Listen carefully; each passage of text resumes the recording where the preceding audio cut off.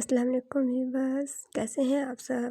Welcome to the best novel محبت نگ رنگوڑ کر ریٹن بس میرا شریف دور ایپیسوڈ نمبر 11 سٹارٹ کرتے ہیں۔ پھر تو جیسے یہ مشال کی روٹین بن گئی تھی، وہ اماں سے باتیں کرتی تھی، لیکن اس گفتگو کا دورانیہ بھی بہت مختصر ہوتا، صرف چند گھنٹے۔ شاہزار سے تو اس نے سرے سے بات کرنا، بلانا اور دیکھنا بھی چھوڑ دیا تھا۔ وہ گھر میں ہوتے ہوئے بھی گھر میں نہیں ہوتی تھی۔ وہ قسمت کے لکھے پر شاکر نہیں تھی، اللہ کی مرضی پر راضی برضا نہیں تھی۔ شاہزار زبردستی اس کی زندگی میں داخل ہوا تھا اور وہ اس زبردستی کے رشتے کو کسی بھی قیمت پر نہیں نبھا سکتی تھی۔ سارا اماں کھلا کر دیے گئے گولیوں کے دونوں پتے ختم ہونے والے تھے۔ صرف 3 گولیاں تھیں جو ایک پتے میں باقی تھیں۔ اس وقت وہ تینوں گولیاں نکال کر اس نے منہ میں رکھ لی۔ حسرت سے اپنے ارد گرد ایک نظر ڈالی، اندر سینے میں دھڑکتا دل بھی ٹوٹنے لگا۔ آج اس کی زندگی کی آخری رات تھی۔ وہ اچھی طرح جانتی تھی کہ یہ 3 گولیاں کھانے کے بعد اس کا جسم زندگی کی قید سے بالکل آزاد ہو جائے گا۔ لمحہ بلمحہ خود کو اپنے ہاتھوں سے موت کے منہ میں دھکیلنا آسان کام تو نہیں تھا، لیکن وہ یہ مشکل مرحلہ بآسانی طے کر گئی تھی۔ اب تو صرف صندوق میں آخری کیل ٹھوکنا باقی تھی۔ نیم مردہ جسم سے اب صرف جان نکلنا رہ گئی تھی۔ منہ میں گولیاں رکھنے کے بعد اس نے گلاس میں پانی ڈالا ہی تھا کہ شاہزار کمرے میں چلا آیا۔ اس نے جلدی سے ریپر مٹھی میں دبا لیا۔ شاہزار کو اگنور کیے گلاس لبوں سے لگا لیا۔ جیسے ہی گولیاں حلق سے نیچے اتنی، گلاس ٹیبل پر رکھ کر وہ شاہزار کو سوالیہ نظروں سے دیکھنے لگی۔ ایک ہفتے کے اس وقفے میں وہ ذہنی اور جسمانی لحاظ سے اس حد تک کمزور ہو چکی تھی کہ اب وہ 3 دن سے بستر سے اٹھنا بھی محال ہو گیا تھا۔ پہلے زیادہ تر وقت اپنے کمرے میں سوتے گزارتی تھی، اب 3 دن سے مسلسل نیند میں غرق رہی تھی۔ سارا اماں اور شاہزار کس قدر پریشان تھے، اسے اس کی قطعی پرواہ نہیں تھی۔ وہ اپنے اس فعل پر بہت مطمئن اور آسودہ تھی، سو اس نے ان کی طرف دھیان دینا چھوڑ دیا تھا۔ حویلی سے فون آیا ہے، عبیشہ تم سے بات کرنا چاہتی ہے۔ جب سے فون کٹوا دیا تھا، عبیشہ سے کبھی بات ہی نہیں ہوئی تھی۔ اب وہ سنجیدہ لہجے میں اسے اطلاع دے رہا تھا۔ وہ اس کے خالی ہاتھوں کو دیکھنے لگی۔ موبائل میرے کمرے میں رکھا ہوا ہے، جا کر بات کر لو۔ اس کی نظروں کا مفہوم سمجھ کر اسے جواب دیتا وہ باہر نکل گیا۔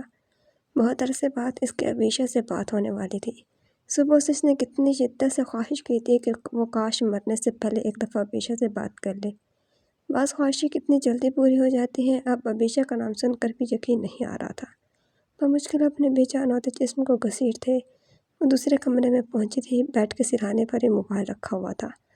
اس نے اٹھا کر بےتابی سے کان سے لگا لیا۔ عبیشہ میری جان، کیسی ہو؟ وہ لاکھ خود کو ہارڈ سٹون، ظالم، پتھر دل اور بے حس ظاہر کرتی تھی، مگر اس گھڑی عبیشہ کی آواز سن کر سارے اختیار کھو بیٹھی۔ سارے حواس بے حواس ہو گئے، ساری نفرتیں بہہ گئیں۔ اتنی شدت اور قرب سے پوچھ رہی تھی کہ آنسو ایک دم آنکھوں کی دہلیز پہ آ بیٹھے۔ کمرے میں داخل ہوتا شاہزار اس کی آنکھوں میں آنسو دیکھ کر رک گیا۔ بستر پر بیٹھی کان سے موبائل لگائے وہ حال سے بے حال دکھائی دے رہی تھی۔ نہ اپنا ہوش تھا اور نہ ہی کپڑوں کا۔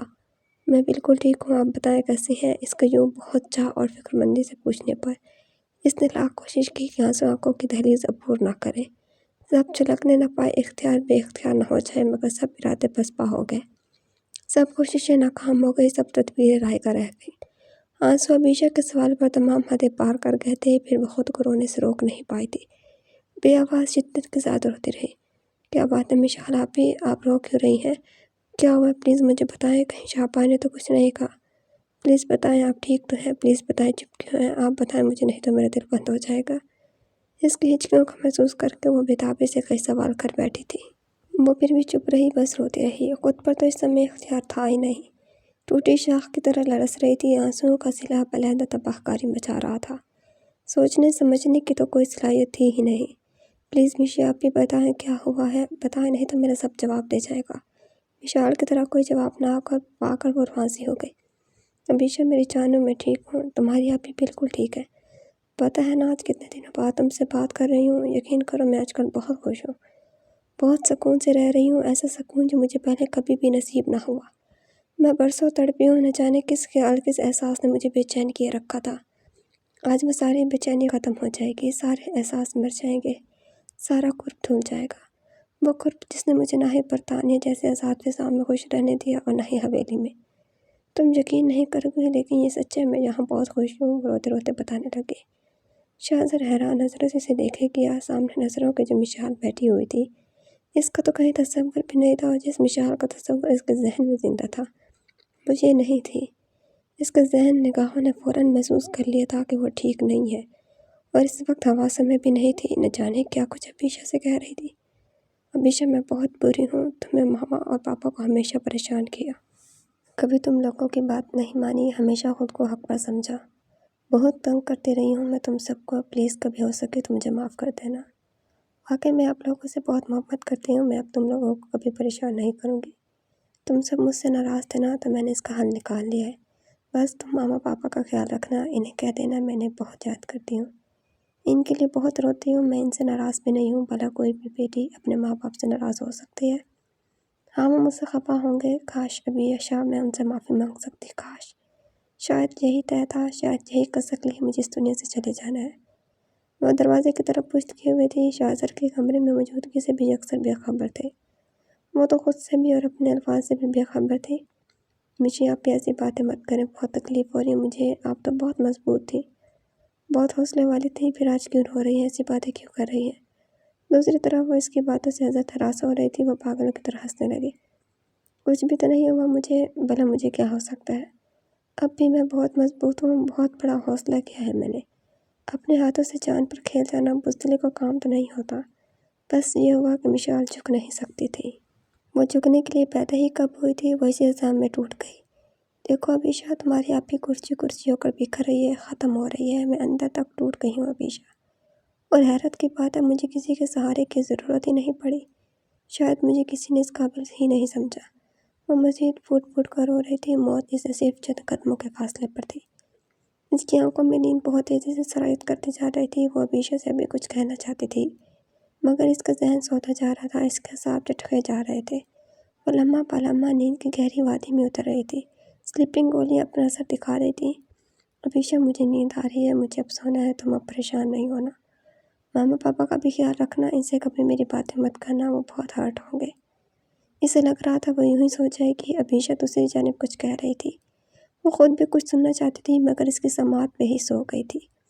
وہ فون کان سے ہٹا کر کھڑی ہو گئی، اس کی آنکھوں کے سامنے پوری طرح اندھیرا چھاتا جا رہا تھا، اسے کچھ نظر نہیں آ رہا تھا، بلکہ چپکا چپکا کر اس نے بمشکل اپنی آنکھیں کھلی رکھنے کی کوشش کی، مگر آنکھیں کچھ بھی دیکھنے سے انکاری تھیں۔ اس کمرے سے دوسرے کمرے تک جانے کی اس کے اندر اب ہمت نہیں رہی تھی، نیند پوری طرح غالب آ چکی تھی، اس کی آنکھیں رفتہ رفتہ بند ہوتی جا رہی تھیں، بمشکل اپنے پوری طرح چکراتے سر کو تھام کر وہ آگے بڑھنے کی کوشش کر رہی تھی، مگر وہ دروازے کے قریب پہنچتے ہی ایک دفعہ پھر چکرا گئی۔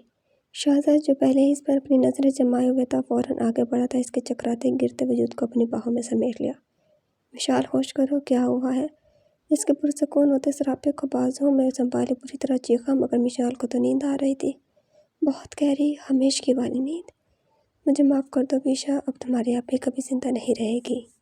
بہت ہلکی مدھم سرگوشی تھی جو اس کے پرسکون ہوتے ہونٹوں سے برآمد ہوئی تھی۔ مشی، شہزاد نے اسے بازوں سے جکڑے بری طرح جھنجھوڑا تو مشال نے آنکھیں کھولنے کی کوشش کی چاہی تھی، مگر کامیاب نہیں ہوئی تھی۔ اس کے ذہن میں تو بہت دور، بہت ہی سریلی، مدھر و مدہوش کنڈلی میں گھنٹیاں بج رہی تھیں، کوئی بہت ہی تڑپ سے میٹھی میٹھی آواز میں سے آوازیں دے رہا تھا، کوئی اس پر جھکا ہوا تھا، اس پر محبت اور توجہ کے پھولوں کی بارش برس رہی تھی، چاروں طرف خوشبو رقصہ تھی، مندر کی گھنٹیاں تیز سے تیز ہوتی جا رہی تھی، خوشبو اس کے وجود پر چھائی اسے مدہوش کرتی جا رہی تھی، وہ کسی کی توجہ اور قرب کی باری سے نہاتی جا رہی تھی، وہ میٹھی میٹھی مدر و دل نشین آوازوں پر آنکھیں کھولنا چاہتی تھی، لیکن نیند نے اسے مہلت ہی نہیں دی تھی۔ اچانک ساری گھنٹیاں خاموش ہو گئی، مدہوش خوشبو غائب ہو گئی، اس کا ذہن کسی تاریک اندھیرے کی لپیٹ میں آ گیا، پھر سارا منظر بدل گیا، اب صرف اندھیرا تھا، گہرا گھپ اندھیرا، ڈراؤنا اندھیرا۔ شاید سلیپنگ پلز اپنا اثر دکھا چکی تھی، وہ منٹوں میں ہی شہزاد کی باہوں میں جھول گئی۔ اوہ مائی گاڈ، یہ کیا ہوا؟ صادقانہ پرست ضدی پتھر دل اپنی متاع حیات کو اس حالت میں دیکھ کر پگھل گیا۔ پگھل تو وہ اسی وقت گیا تھا جب وہ عبیشہ سے باتیں کرتے سارے خطار ہو رہی تھی۔ اس نے فوراً اسے اٹھا کر بستر پر لٹایا، نگاہ اچانک اس کی بند مٹھی پر ٹھہر گئی، دل نے انوکھا شور مچانا شروع کر دیا، کئی قسم کے خیالات گھر گھر آنے لگے۔ جلدی سے اس کی بند مٹھی کھولی تو خالی ریپر نگاہوں کے سامنے گھوم گیا، وہ از حد حیران ہوا، بے یقین نظروں سے خالی ریپر کو گھورے گیا، خالی ریپر میں تقریباً 10 گولیاں تھیں جو سارے کی ساری کھائی جا چکی تھیں، اس کا دماغ چکرا گیا، نگاہوں کے سامنے سارا کمرہ گھومنے لگا، جبکہ ذہن میں صرف اسی آواز میں الجھا ہوا تھا، وہ ان الفاظ کا متن سمجھنے کی کوشش کر رہا تھا۔ مجھے معاف کر دو بیشا، اب تمہاری آپی کبھی زندہ نہیں رہے گی۔ آواز تھی یا کوئی بم؟ وہ تڑپ اٹھا، ایک دم چیخ پڑا، اس کا الزام جھنجھناک ہے۔ نہیں، یقین کرو میں آج کل بہت خوش ہوں، بہت سکون سے رہ رہی ہوں۔ ایک نیا خیال دل کی دنیا تک حوالہ کرنے لگا۔ اس نے بے اختیار اس کی طرف دیکھا۔ میں برسوں تڑپی ہوں، نہ جانے کس خیال، کس احساس نے مجھے بے چین کیے رکھا۔ آج وہ ساری بے چینی ختم ہو جائے گی، سارے احساس مر جائیں گے، سارا کرب دھل جائے گا۔ پھر وہ کہہ رہی تھی، ابیشا میں بہت بری ہوں، تمہیں، ماما اور پاپا کو ہمیشہ پریشان کیا۔ کبھی اس کا ذہن کسی بھی خیال پر نہیں ٹھہرا تھا۔ پہلا کوئی بیٹی اپنے ماں باپ سے ناراض ہو سکتی ہے؟ ہاں، وہ مجھ سے ضرور خفا ہوں گے۔ کاش ابیشا میں ان سے معافی مانگ سکتی، کاش۔ شاید یہی کسک لیے مجھے دنیا سے چلے جانا ہے۔ میں اسے جب سے یہاں لے کر آیا تھا، ایک دفعہ بھی اس کے لبوں سے اپنے ماں باپ کا نام نہیں سنا تھا۔ اب وہ ابیشا سے تھوڑی دیر پہلے ہی ان کی باتیں کر رہی تھی۔ کس قدر حسرت سے وہ سب کہہ رہی تھی، کتنی تڑپ تھی اس کی آواز میں، کتنی محبت بنا تھی اس کے آنسوں کی روانی میں۔ وہ کہہ رہی تھی کہ اس نے اپنا حال نکال لیا ہے۔ اور یہ کیسا حال تھا؟ شہزر کا ذہن معاف ہوتا جا رہا تھا۔ بے چینی اور بے قراری تو حد سے ہوا تھی، بس سمجھ کر بھی کوئی سمجھ نہیں پا رہا تھا۔ اس نے کبھی سوچا بھی نہیں تھا کہ اتنے مضبوط اعصاب کا مالک، پہاڑ جیسے حوصلے والا، معاملہ فہم شہزادہ جہاں سے اس گھڑی اس قدر بے بس و لاچار خود کو محسوس کرنے لگے گا، اس قسم کی کسی مشکل میں بھی پڑ جائے گا۔ اگر مشال کا بے سود وجود اسے چڑھا رہا تھا، تو دوسری طرف سلیپنگ پلز کا خالی ریپر جسم سے روح تک کھینچ لا رہا تھا۔ وہ انتہائی بے بسی سے ٹہلنے لگا۔ مشال نے واقعی ایک حل نکال لیا تھا۔ اس کا ذہن اس کے گزشتہ رویوں کی طرف دوڑنے لگا۔ ایک آواز سب آوازوں پر حاوی ہو گئی، کچھ بھی تو نہیں ہوا مجھے؟ بھلا مجھے کیا ہو سکتا ہے؟ میں اب بھی بہت مضبوط ہوں، بہت بڑا حوصلہ کیا ہے میں نے۔ اپنے ہاتھوں سے اپنی جان پر کھیل جانا بزدلوں کا کام نہیں ہوتا۔ وہ ٹہلتے ٹہلتے ایک دم رک گیا۔ مشال کے بے حس و حرکت وجود کو دیکھا تو فوراً اس کے پاس بیٹھ گیا۔ وہاں اس کے چہرے پر واقعی بہت سکون تھا۔ وہ کہہ رہی تھی ابیشا سے کہ وہ یہاں بہت سکون سے ہے، ہمیشہ سے۔ چاندنی سے پرنور چہرہ زردی کی ردا اوڑھے محو استراحت تھا۔ اس نے سختی سے ہونٹ کاٹ لیے۔ مشال کا ہوش و حواس میں حرکت کرتا وجود اس کے سامنے آ کھڑا ہوا۔ اسے چڑھانے لگا، جیسے کہہ رہا ہو، دیکھ لو، مشال جھک نہیں سکتی تھی۔ مشال جھکنے کے لیے پیدا ہی کب ہوئی تھی اور اس نظام میں ٹوٹ گئی، بکھر گئی ہے، کرچی کرچی ہو گئی ہے۔ تمہیں تو خوش ہو جانا چاہیے، تم تو خود یہی چاہتے تھے۔ کتنی شدید خواہش تھی نا تمہاری مشال کو اپنے ہاتھوں سے قبر میں اتارنے کی، ترسا ترسا کر مارنے کی، لو آج وہ تمہاری پوری ہو رہی ہے۔ تمہیں تو اس سے گھن آتی تھی، بہت بری لگتی تھی نا، تو آج وہ اپنے بے حیا شرمناک وجود سمیت تمہاری زندگی سے بغیر تمہیں پتہ ہی نکل چکی ہے۔ تو پھر اب اتنے پریشان کیوں ہو رہے ہو؟ مشال اٹھو، پلیز ہوش کرو۔ وہ ایک دم پاگل ہو گیا، دیوانوں کی طرح اسے جھنجھوڑنے لگا، مگر وہ نہیں اٹھی تھی۔ اس پر شہزر کی کسی پکار کا اثر نہیں ہوا تھا۔ وہ جس کی ہر چوٹ اور ہر بات کا جواب دینا اپنے لیے فرض عین سمجھتی تھی، اس وقت شہزر کی دیوانگیوں سے بے خبر آنکھیں موندے سب سے روٹھ چکی تھی۔ شہزر کی توجہ ایک دفعہ پھر خالی ریپر کو دیکھنے لگا۔ اس کے پاس یہ گولیاں کہاں سے آئی؟ کافی دیر بعد کوئی قابل غور خیال ذہن میں سمایا تھا۔ وجود جو سوچتا جا رہا تھا، مزید الجھتا جا رہا تھا۔ اگلے ہی پل مما کو چیخ چیخ کر آوازیں دینے لگا۔ وہ فوراً بھاگی آئیں۔ شہزر کو پریشانی اور بے چینی سے ٹہلتے اور مشال کو اس کے کمرے میں سوتے دیکھ کر ٹھٹک گئی۔ کیا بات ہے بیٹا، کیوں پکار رہے تھے؟ انہیں انجانے خرچے تنگ کرنے لگے۔ یہ گولیاں آپ لائی تھیں؟ اس نے خالی ریپر اماں کے سامنے کیا تو وہ دیکھ کر مزید چونکی، ضرور کہیں کچھ غلط ہو گیا تھا۔ ان کا دل پکار پکار کر کہہ رہا تھا، ہاں میں نے چوکیدار سے کہہ کر منگوائی تھی، لیکن بیٹا کیوں منگوائی تھی؟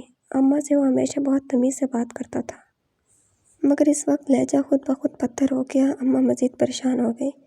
مشال کے سر میں درد ہو رہا تھا، اسی نے لکھ کر دی تھی، میں نے چوکیدار سے کہہ کر منگوا دی۔ یہ والے تو 2 پتے تھے، میں نے خود دیکھے تھے، اس کے علاوہ بھی 2 اور رنگوں کے بھی پتے تھے۔ دیکھ بیٹا، میں پڑھی لکھی ہوں نہیں، میں کیا جانوں یہ دوائیں کیسی ہیں؟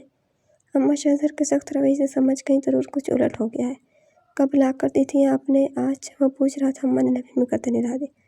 ہفتہ ہو گیا، پچھلے جمعے کو لا کر دی تھی۔ کیا؟ اماں کی بات پر تو اس کا دماغ پک سے اڑ گیا۔ اوہ نو، کیا کہہ رہی ہیں آپ؟ اس کا مطلب ہے یہ پچھلے جمعے سے یہ گولی استعمال کر رہی ہے، اور آج تو سوموار ہے۔ یہ کیا کر دی اس کا مکر لڑکی نے؟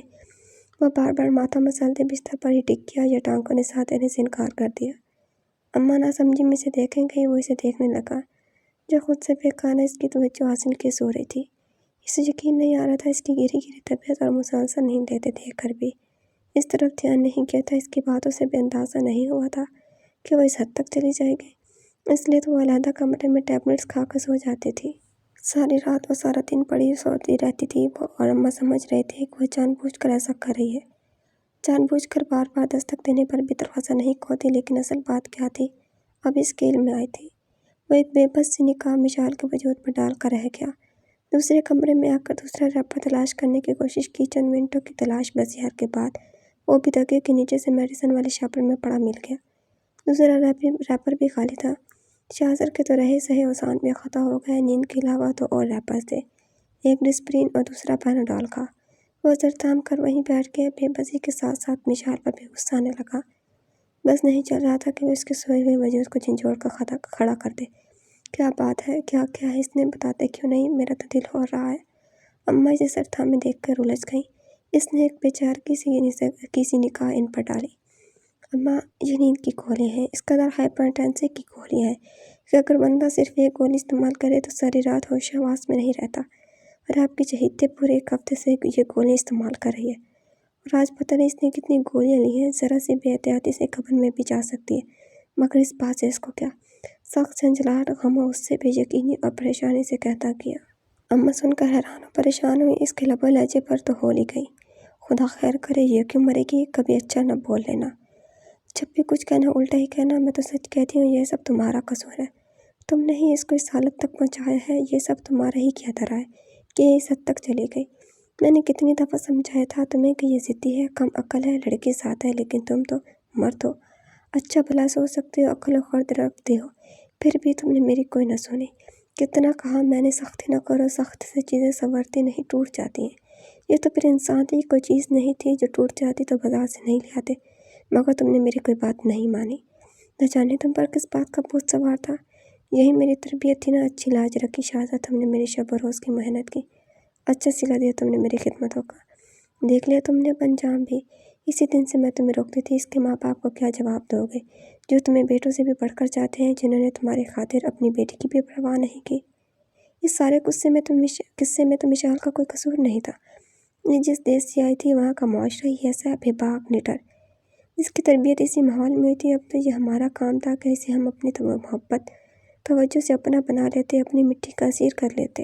یہ اصل میں بگڑی ہوئی نہیں تھی، تم بگڑے ہوئے تھے، شروع سے ہی ایسے ہو تم، دوسروں کو اذیت دے کر تمہیں سکون ملتا رہا ہے، اس کے ساتھ بھی اوروں کی طرح جانوروں سے بھی برا سلوک کرتے رہے۔ یہ تک نہ سوچا یہ تمہاری بیوی ہے، پھر بھی تم توقع رکھتے تھے کہ یہ تمہارے سامنے زبان نہ چلائے، روئے نہ، جو تم کرتے جاؤ چپ چاپ آنکھیں بند کیے برداشت کرتی جائے۔ مگر پاگل، یہ کیوں نہیں سوچا یہ بھی تو انسان ہے، گوشت پوش سے بنا وجود، کہ یہ تمہارے ظلم پر چیخ ہی بھی نہ، درد ہو تو چیخ کر نکل جانا لازمی ہمارا ہے۔ اماں مشال کے لیے رو رہی تھی۔ شہزاد تم نے مجھے بہت مایوس کیا ہے، اگر اس کو کچھ ہوا تو میں کبھی تمہاری شکل بھی نہیں دیکھوں گی، کبھی معاف نہیں کروں گی۔ اگر تم اس سے محبت سے پیش آتے، نرم رویہ رکھتے، اچھی نظر سے دیکھتے تو یقیناً جواب میں تمہیں بھی یہی سب کچھ ملنا تھا۔ اس نے کبھی میرے ساتھ بدتمیزی نہیں کی، کبھی اونچی آواز میں بات نہیں کی، اسے تمہاری توجہ، پیار، محبت، نرمی اور اچھے سلوک کی ضرورت تھی، اور تم نے شہزاد اسے توڑنے میں کوئی کسر نہیں چھوڑی۔ اماں روتے روتے اپنی خفگی کا اظہار کر کے دوسرے کمرے میں آ گئیں۔